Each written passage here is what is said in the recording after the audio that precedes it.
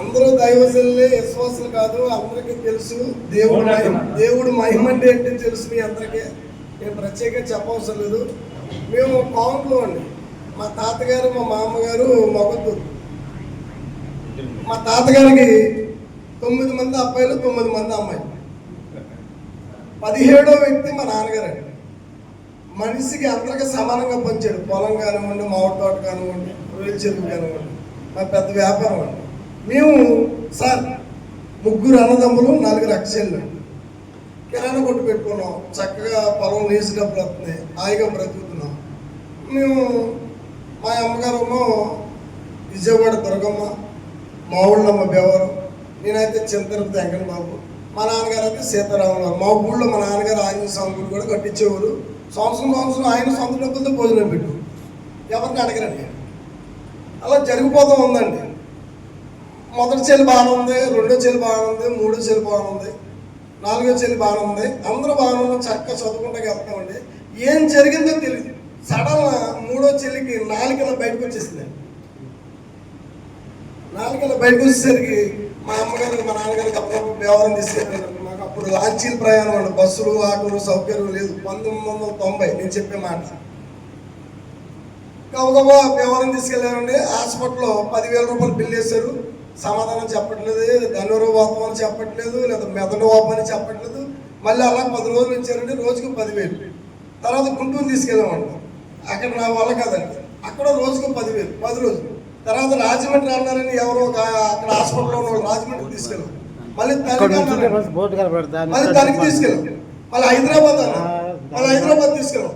ఎక్కడ ఉన్నప్పటికీ కూడా 4 ఎలా ఉంటుందండి. పాపకి 3వ సంవత్సరం, జాగ్రత్తగా 3వ సంవత్సరం పాపకి 4 ఎలా ఉంది. అప్పటికే ఇంచుమించుగా 20 రోజుల మటు పాలు తాగలేకపోతుంది. ఇక్కడ అలా కాయల కింద వచ్చేసి 4 ఎలా బయటకు వచ్చేసింది. మా అమ్మగారు ఏ చెట్టుకి తాడు కట్టమంటే ఆ చెట్టుకి కట్టేది, ఏ గుళ్ళో ఉపవాసం ఉంటే ఆ గుళ్ళో ఉండేది, ఎవరికి భోజనాలు పెట్టమంటే వాళ్ళకి భోజనాలు పెట్టింది, ఎక్కడ కొబ్బరిగా కొట్టమంటే అక్కడ కొబ్బరి పెట్టింది. మా ఇంటి చుట్టూరు బొమ్మలేనండి. ఇలాగ మా దేవుడు బొమ్మ, రాముడు, లక్ష్మణుడు, సీతాదేవి, ఆంజనేయ స్వామి, అదేవిధంగా వెంకటేశ్వర స్వామి, శివుడు, అయ్యప్ప, ఇలాగా మా ఇంట్లో మొత్తం పెద్ద పెద్ద బొమ్మలండి. ఎప్పుడు దీపారాజన వెళుతూ ఉండేది. మా అమ్మగారు 7th ఫ్లోర్ వస్తే అందరికీ భోజనాలు పెట్టి బట్టలు పెట్టి అలా ఉండేవాళ్ళు. మా నాన్నగారు అన్నదమ్ములు అందరూ కూడా, మేము ఎవరు కూడా ప్రభు అంటే మాకు తెలియదు. అలాగా మా అమ్మగారి దగ్గర ఉన్న నగలంతా అమ్మేసింది. బిడ్డ బ్రతకల చేతగానే వచ్చి చేస్తున్నారు, ఎవరో చెప్పట్లేదు. ఆ 4 మీద కరెంట్ సూదులు పెడుతున్నారు. పొద్దున సాయంత్రం షాక్ ట్రీట్మెంట్ ఇస్తున్నారు, తగ్గట్లేదు. ఎకరం పొలం 20,000 రూపాయలు చెప్పిన. మీలో ఎవరైనా సరే రమ్మంటే నేను వస్తాను. చిన్నగోల పొలం ఉన్నది. ఈ ఎకరం 20,000 రూపాయలు చెప్పిన. మామిడి తోటే కానివ్వండి, రొయ్యల చెరువే కానివ్వండి, రొయ్యల చెరువు అయితే 25,000 ఖాళీ పట్టిన. అదేంటంటే మా తాతగారు సంపాదించిన ఆస్తి మొత్తం అయిపోయింది. పెద్ద బెంగళూరు అది కూడా అయిపోయింది. మా పెదనాన్న దగ్గరికి, మా మేనత్తల దగ్గరికి, అందరి దగ్గరికి వెళ్ళి మా అమ్మ నాన్న డబ్బులు అడుగుతుంటే, ఆ బిడ్డను చంపేయండి, మళ్ళా కొంత డబ్బు మీకు ఇస్తాం, అప్పుడు మీరు వ్యాపారం చేసుకుంటారు, బాగుంటారు. మొత్తం ఉన్నదంతా అమ్మేశారు కదా మీరు, ఆ బిడ్డగా ఖర్చు పెట్టారు కదా అని చెప్పి మాట్లాడటం జరిగిందండి. మా అమ్మగారు నాన్నగారు ఒకటే అన్నారు, చెట్టు కాయ చెట్టుకు బరువు కాదు, మా ప్రాణాలైనా వదులుకుంటాం కానీ బిడ్డను చంపనన్నారు. ఒక రోజున తిరిగాం, అవన్నీ అయిపోయినాయి. ఒక రోజున బయట పెట్టేశాం. డాక్టర్ దగ్గరికి ఫీజు కడితే డబ్బులు లేవండి. మళ్ళీ 15,000 అడిగారు. తనకి వెళ్ళాం. మళ్ళీ వంకాయల సత్యనారాయణ హాస్పిటల్లో మళ్ళీ 15,000 అడిగారు. మా అమ్మ గాజులు అమ్మేసింది, నలపూస అమ్మేసింది, బంగారం అమ్మేసింది, డబ్బులు లేవు. ఇల్లు కూడా అమ్మేసాం. చిన్న గేదెల బాకలో ఉన్నామండి మేము. 150 రూపాయలు అద్దెకి. పరిస్థితి దీనంగా ఉంది. కొట్టులో ఉన్న సరుకులు కూడా లేవు. 15,000 రూపాయలు అడిగారు. మా దగ్గర స్తోమత లేదు. బంధువులు ఏమన్నారు, ఇలా అంటున్నారు. ఇంకా 3 కూతురు ఉన్నారుగా, ఒక కూతురు పోతే అని అంటున్నారు. బయట పెట్టేసాం. మాకు ఏం లేదు. మాకు యేసు ప్రభు అంటే ఎవరో తెలియదు. ఒక అరిజినల్ ఆవిడ మా కొట్టుకొడికి వచ్చింది. చిన్న గేదెలు మాకు కదండి, అక్కడికి వచ్చింది. వచ్చి, అమ్మ మీరు బాగుంటారు, మిమ్మల్ని మళ్ళీ మా దేవుడి గురించి చెప్తే మీరు మళ్ళీ మమ్మల్ని తిడతారమ్మా, మీరు ఏమనుకోనంటే, మా అమ్మగారి పేరు రాజ్యం గారండి, మా నాన్నగారి పేరు పాండురంగ గారు అండి. రాజ్యం గారండి, మేము 40 రోజులు ఉపవాసం ఉండి ప్రార్థన చేస్తున్నాం. మీరు 11 గంటకల్లా స్థలాన స్నానం చేసి బిడ్డను తీసుకుని వస్తే నేను తీసుకెళ్ళి మా అయ్యగారితో సంఘస్థులతో చెప్పి ప్రార్థన చేపిస్తామండి. బిడ్డ బతుకుద్దండి. చనిపోయిన లాజర్ను లేపాడండి. మా దేవుడు అంత గొప్పడని ఒక మాట చెప్పిందండి. మా నాన్నగారు అన్నారండి, రాజమా మన దేవుడు కాదు, మా అన్నదమ్ములు ఒప్పుకోరు, కానీ ఏ పుట్లో ఏ పోవందో తెలియదు, ముందు నువ్వు వెళ్ళు, తర్వాత నేను వస్తానంటే మా అమ్మగారు, నేను, మా చెల్లి బైబుల్ ఆవిడిచ్చిందండి. బైబుల్ బట్టలు ఇచ్చుకుని నడుచుకుంటూ వెళ్ళేవాడు. మొగల్తూరు, చిన్నగోలపాల నుంచి మొగల్తూరు 15 కిలోమీటర్లు నడుచుకుంటూ వెళ్ళేవాడిని. అప్పుడు పడవ ప్రయాణం, పొద్దున్న లాంచి సాయంత్రం లాంచి వచ్చేది. ఆవిడ కూడా పాపం నడిపించి తీసుకుందండి. అరిసెల్లు ఆవిడ మా కొట్టుకాడికి వస్తా పోతామండి. మేము ఉదయం బయలుదేరితే 10 గంటలకు వెళ్ళామండి. అందరితో చెప్పింది ఆవిడ, అయ్యగారితో కూడా చెప్పింది. ఇలా సిలువు గుర్తేసి మొత్తం అందరూ కూడా చేతులు ఎలాగేసి ప్రార్థన చేశారండి. 10 గంటల కానించి 3 గంటల వరకు. అప్పటికి వారం అయిందండి. పాలు తాగుతురా, నాలుగు గ్యాప్ లేదు, నాలుగు పెదాలకి అతికిపోయేలా బయటకు వచ్చేసిందండి. ఎర్రగా పుండడిపోయింది, రక్తం కారుతా ఉంది. చచ్చిపోతాను బయట తీసినాం. వాళ్ళు ఎవరో మాకు తెలియదు, విశ్వాసాలు ఎవరో మాకు తెలియదు, పాస్టర్ గారు ఎవరో తెలియదు, అసలు యేసు ప్రభువుకి ఎలా ప్రార్థన చేయాలో మాకు తెలియదు. నాకు దేవుడు అంటే ఎందుకు ఇష్టం నేను చెప్తాను కదండి. ఇలా చేతులు ఎత్తి 10 గంటల కాడ నుంచి నా చెల్లెల కోసం, నా చెల్లెల ముక్కు మొహం కూడా వాళ్ళకి తెలియదు, నా చెల్లెల కోసం అందరూ ప్రార్థన చేస్తే 10 గంటల కాడి నుంచి 3 గంటలకు ప్రార్థన అవుతుంది. 3 గంటలకు లేసి అమ్మ పాలు తాగుతాను అంది చెల్లి. అమ్మ పాలు తాగుతానమ్మా అని పాలరమ్మ నోట్లో పెట్టుకుంది. చెల్లి పాలు తాగింది. అప్పుడు మా అమ్మ ఉంది, ఇంతకాలం ఈ దేవుడు ఇంత గొప్పడని మనకు తెలియదు, లేకపోతే బంగారం పొలం ఇల్లు ఎన్ని అమ్ముకుని కాదు.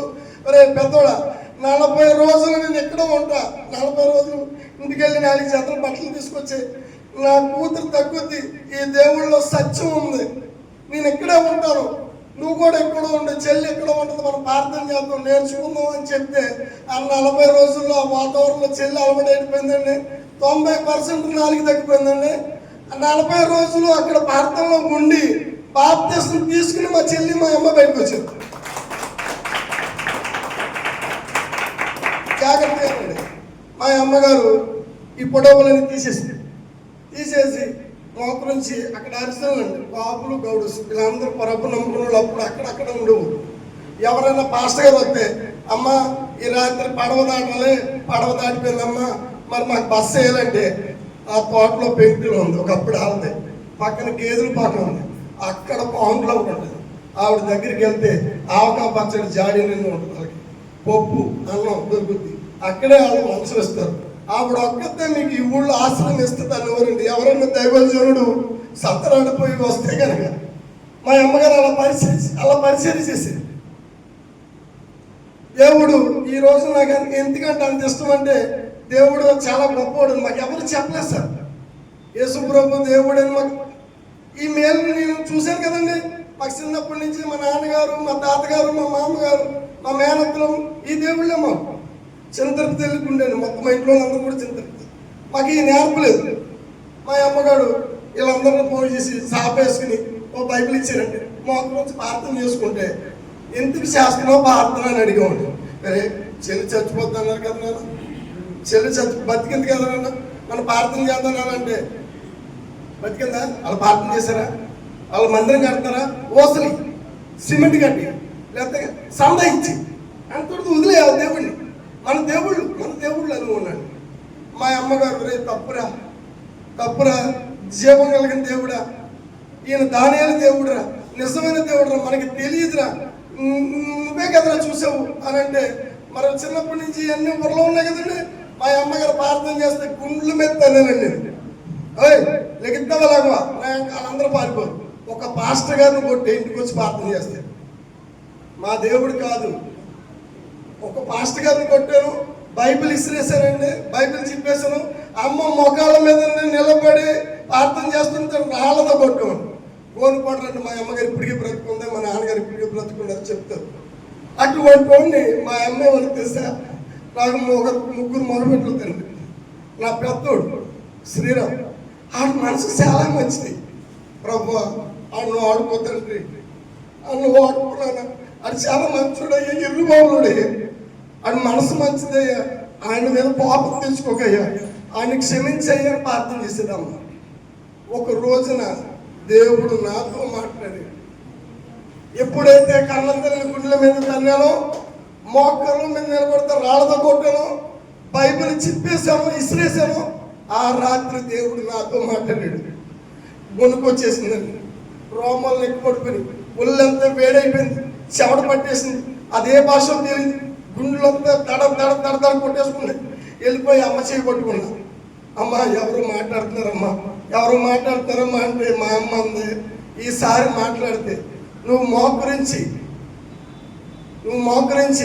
ప్రభువా నేను నీ దాసుడిని, నువ్వేం మాట్లాడతావు మాట్లాడు, నేను చేస్తాను ప్రభు అని మోకరించి, నువ్వు తల కూడా పైకెత్తద్దు, మోకరించద్దు. మరలా ఒకరోజు మాట్లాడారు.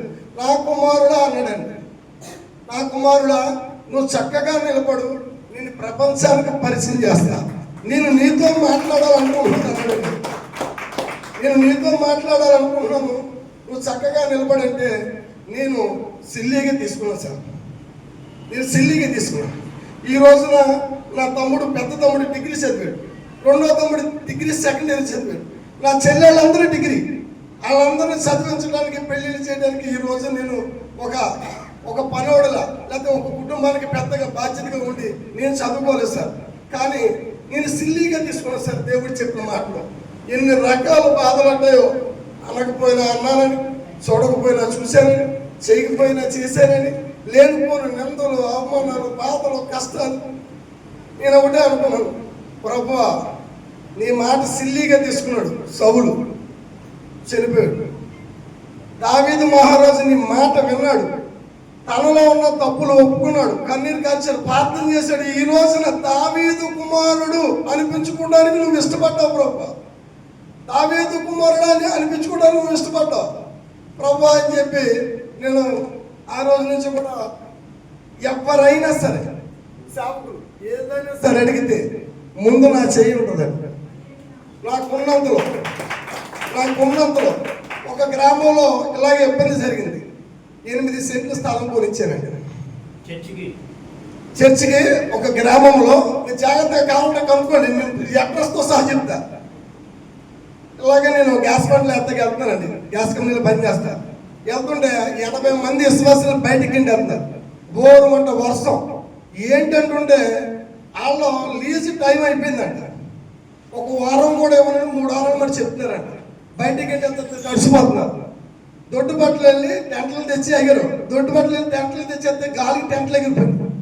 ఏంటమ్మా ఈ పరిస్థితి అని చెప్పి నా మనసు సరించిపోయి, నా స్తోమత లేకపోయినా ఒక 5-6 సెంట్లు కొనిస్తాను, మీరు మట్టి తోలుకుని రేకులు వేసుకుని 80 మంది చేసుకోండి అంటే సాయంత్రానికి ఫోన్ వచ్చింది, అన్న ఒక 8 సెంట్లు స్థలం ఉంది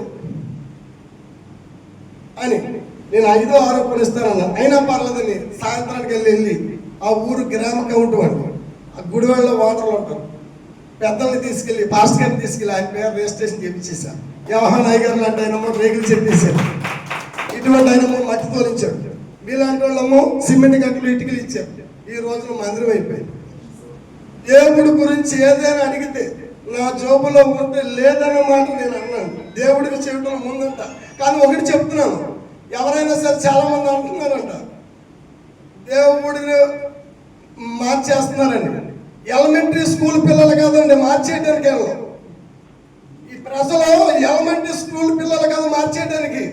మీరు ఆ మాట అన్న వాళ్ళు ఎవరైనా సరే ఆ మాటలు మానేయండి, కన్నీరు కార్చండి, మీరు చేసిన తప్పు ఒప్పుకోండి, మోకరించండి, ప్రార్థన చేయండి. నాతో మాట్లాడిన దేవుడు మీతో మాట్లాడితే ప్రభువు నమ్ముకోండి. ముందు మీ తప్పులు ఒప్పుకోండి, మీ పాపాలు ఒప్పుకోండి, మోకరించండి, ఉపాసన చేయండి, ప్రార్థన చేయండి, దేవుడి దగ్గర ఏడవండి. అప్పుడు నాతో మాట్లాడిన దేవుడు మీతో మాట్లాడతాడు. మాట్లాడిన తర్వాత అప్పుడు మీరు చెప్పండి, పాస్టర్లు మారుతున్నారా, సంస్థలు మారుతున్నాయా, ఎవరికి నోటుకు వచ్చినట్టు మాట్లాడద్దండి, ఊరుకుంటున్నారు కదా అని. మా బాధ కొలదు డాక్టర్ల దగ్గర మేము అంటున్నాం. ఈ రోజున ఫస్టే యేసుప్రభు గురించి మాకు తెలిసినట్లయితే, మాకు యేసుప్రభు గురించి తెలిసినట్లయితే మేము ఈ రోజు కోటీశ్వరులు కైకులు.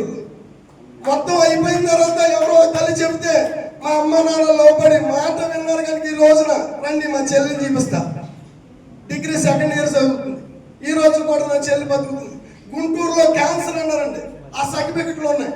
ప్రభువు నమ్ముకున్నాక చనిపోయే పరిస్థితిలో మన్నా చర్చి జాషువా జ్యోతి బాబు గారు వచ్చి ప్రార్థన చేశారు. మన్నా చర్చి జాషువా జ్యోతి బాబు గారు, రూపారాణి గారు వచ్చి కన్నీరు కార్చి ఉపవాసం ఉండి ప్రార్థన చేస్తే తర్వాత మళ్ళీ టెస్ట్లకు వెళ్తే క్యాన్సర్ తగ్గిపోయింది అన్నారు. ఆ సర్టిఫికెట్లో ఉన్నాయి నా దగ్గర. ఈ సర్టిఫికెట్లో గవర్నమెంట్ పెద్ద హాస్పిటల్ అండి గుంటూరు, నా దగ్గర ఆ సర్టిఫికెట్లో ఉన్నాయి, ఈ సర్టిఫికెట్లో ఉన్నాయి. చెల్లి బ్రతుకుంది. చాలా మంది అన్నారండి ఇక్కడ గొంతుకి పై పెట్టారు, అందులో మతికిపోయేటమే. 3 సంవత్సరాలు ఉంటుంది, 3 సంవత్సరాలు ఉంటుంది నీరు. ప్రతిరోజు ఉదయం మెత్తగా పిసిగా ఆ మజ్జిగల పోసేవాడు కొడుకులు. క్యాన్సర్ వస్తే క్యాన్సర్ అన్నారు, డాక్టర్లు అన్నారు. డాక్టర్లు ముక్కు మీద వేసుకున్నారు. ఒకటే అన్నారు, తిమోతి నువ్వు ప్రార్థన చేసే దేవుడు సామాన్యుడు కాదన్నారు. అందుకనే సార్ నాకు చదువు రాదు, నాకు సాయం చేయటం వచ్చు, నాకు చదువు రాదు. దేవుడి కోసం ఎరైనా అవుతా, సొరైనా అవుతా. మీ అందరికీ తెలిసి చెప్తున్నాను, మన కోసం ప్రాణం పెడతాక దిగు నుండి భూమి దిగి వచ్చాడే. దయచేసి తెలియక ఎవరైనా అంటే క్షమించమని ప్రభువుని అడగండి, ప్రభు దగ్గర అడగండి. దేవుడికి క్షమించే దేవుడు. వీళ్ళందరూ కూడా ప్రపంచం మీద ఉన్న వాళ్ళందరూ అపరమేధావు. ఒకరు ఒక కులాన్ని విడిచిపెట్టి, ఒకరు ఒక దేవుని విడిచిపెట్టి ఈ రోజున రాజులు నమ్ముకుంటున్నారండి. పిచ్చోళ్ళలో కమ్మూరు నమ్ముకుంటున్నారు, పిచ్చోళ్ళలో బ్రాహ్మలు మావుంట్లు అన్ని కులాల వారు దేవుళ్ళు నమ్ముకుంటున్నారు. ఎలాంటి మాయమాటలు చెప్పేది నమ్మేస్తారండి. ఏ ఒక్కరైనా ప్రభు దగ్గరకు వచ్చారంటే బలమైన కారణం ఎక్కడ కూడిన వాళ్ళే కదా. ప్రపంచం మొత్తం మీద బైబిల్ పట్టుకుని ప్రార్థనకు వచ్చేవాడు మేలులు పొందితేనే మందిరానికి వచ్చినవాడు. మేలులు పొందే ఎవరు రారండి, మేలులు పొందే ఎవరు కూడా మందిరానికి రారండి. అందరూ మేలులు పొందిన వారు కాబట్టి ఈ రోజున ఆయన మహిమ తెలియక ఒకప్పుడు నా తల్లిని నేను గుండెల మీద తన్నాను. దేవుడు నా దాకా వచ్చేసరికి ఆ బాధ అంటే నాకు తెలిసింది. దేవుడు అంటున్నాడు, నా కుమారుడు నేను ప్రపంచాన్ని పరిచయం చేస్తాను, నువ్వు నా పని చేస్తావా అని అంటున్నాడు. నా నెత్తి మీద బాధ్యతలు ఉంటే అట్టైనా ఉండాలి, ఇటైనా ఉండాలని నేనేదో దైవజనులు ఎవరైనా కేకేస్తే నాకు చేతనైన పరిచర్య నేను చేస్తానండి. కానీ దేవుడి చిత్తం ఇదే అయితే ఖచ్చితంగా నేను వస్తానండి. రాబోయే రోజులు నా కోసం ప్రార్థన చేయండి, మా చెల్లి కోసం ప్రార్థన చేయండి. ఈ అవకాశం ఇచ్చిన అయ్యగారికి వందనాలు.